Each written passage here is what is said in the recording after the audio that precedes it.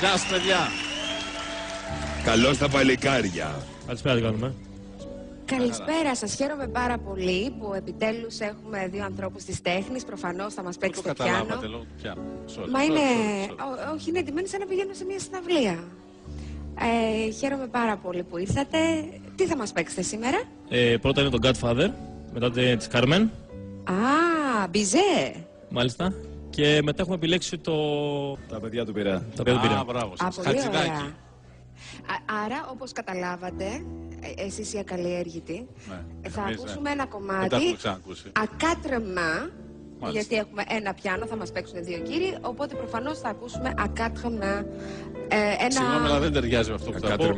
Είδω γύφτο στη γενιά του και αναγάλια στην καρδιά του. Σε βλέπω σήμερα ενθουσιασμένη. Τέλεια. Και πραγματικά ανυπομονώ να σας ακούσω. Εγώ περισσότερο από όλους. Ευχαριστούμε πάρα πολύ, να είστε καλά. Αρχίζουμε.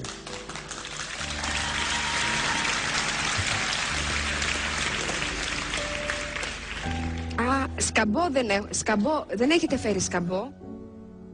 Χωρίς σκαμπό. Στα όρθια. Σκαμπό.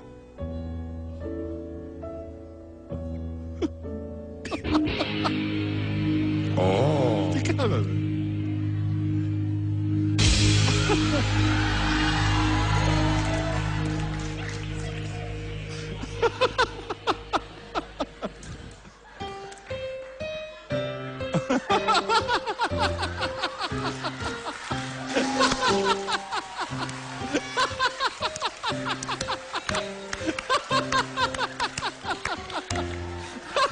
Του φύγε του αριστερού λίγο.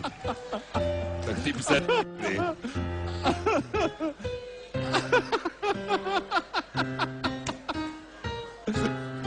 Ευγενία, δεν σε πήγε σήμερα.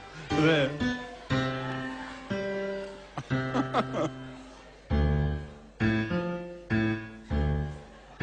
Γερακίνα.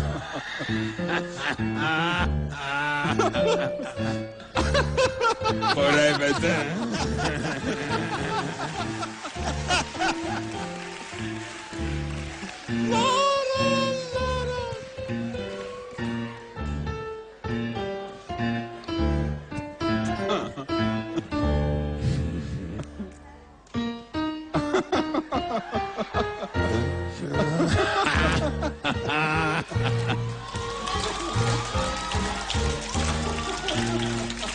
Αν και το έχω ξαναδεί, έτσι στο YouTube, για να μην κοροϊδευόμαστε.